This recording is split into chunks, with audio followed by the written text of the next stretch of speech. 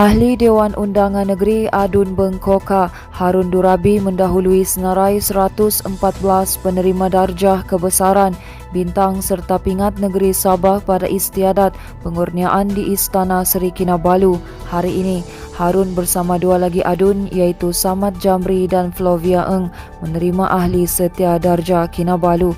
Istiadat pengurniaan disempurnakan oleh Yang di-Pertua Negeri Tun Johar Mahiruddin yang turut diserikan dengan kehadiran isterinya Toh Puan Nurlida di Dewan Istiadat Istana Seri Kinabalu. Pada istiadat itu, Tun Johar turut mengurniakan bintang setia Kinabalu BSK kepada 38 penerima termasuk Ketua Polis Daerah Kota Blut Superintenden Syahrudin Mat Hussein. Seramai 37 orang lagi dikurniakan bintang Kinabalu termasuk 3 warga Japan Sabah iaitu Jeffren Melaning, Badrul Tabid dan Allahyarham Mahmud Aziz Ahmad yang diwakili anaknya Ahmad Tajuddin Mahmud. Diikuti pengurniaan pingat perkhidmatan terpuji kepada 8 penerima.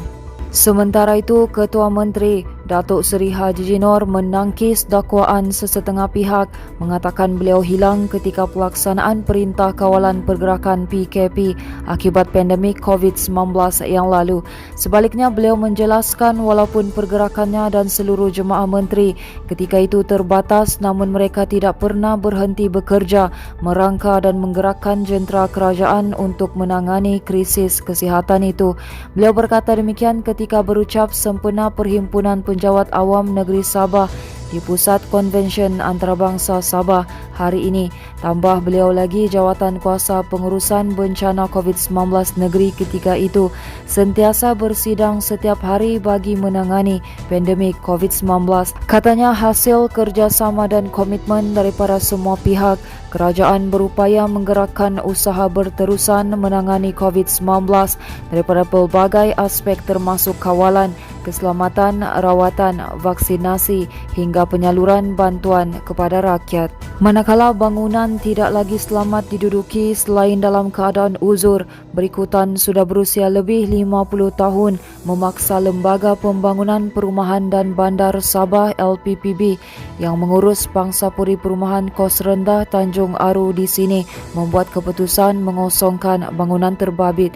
Perkara itu dijelaskan pengerusi LPPB Datuk Masiung Bana yang turut meminta maaf kepada penduduk terjejas yang diminta berpindah kerana LPPB terpaksa mengambil langkah itu demi keselamatan penghuni.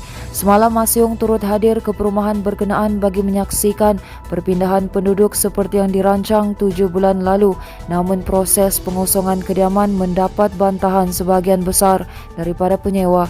Mereka meminta supaya surat butiran penuh yang mengesahkan bangunan di perumahan yang didiami mereka itu tidak lagi selamat untuk didiami supaya dilampirkan kepada penduduk. Masiung yang diminta untuk menjelaskan berkaitan perkara itu berkata, pihak LPPB sebagai pemilik penuh bangunan perumahan berkenaan tidak mahu dipersalahkan jika kejadian yang tidak diingini berlaku pada kemudian hari berikutan usia bangunan itu sudah lebih 50 tahun.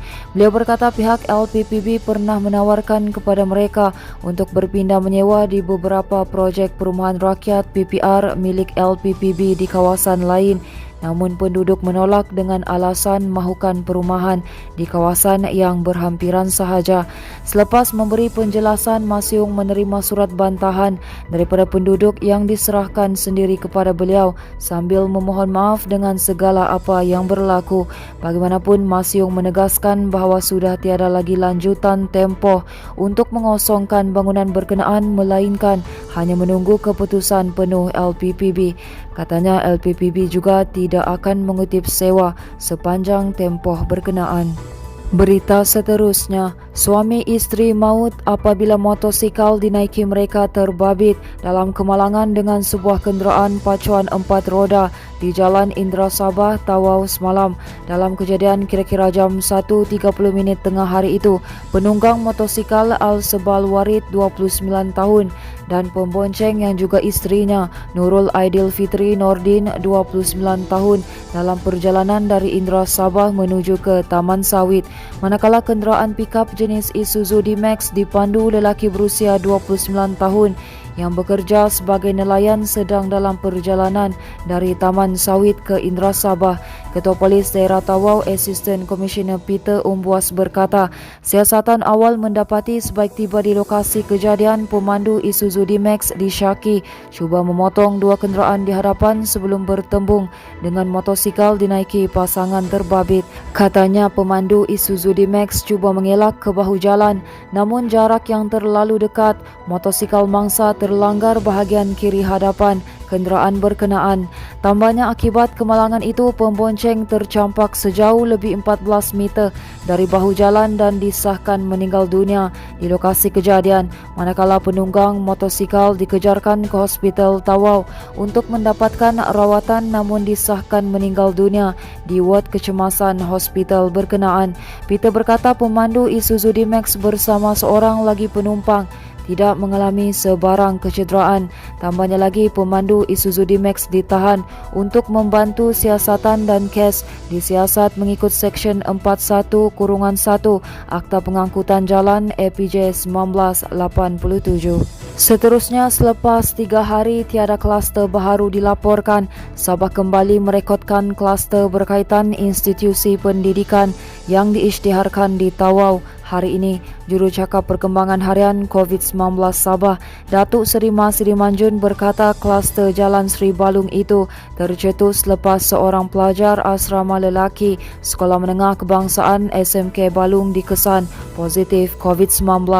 Katanya kes indeks itu mula bergejala pada 19 Januari sebelum menjalani saringan di klinik kesihatan dan disahkan positif COVID-19 melalui ujian RTK pada 21 Januari lalu. Sementara itu, kes harian di Sabah melonjak mendadak hari ini kepada 314 kes berbanding 118 kes malam dengan peningkatan sebanyak 196 kes.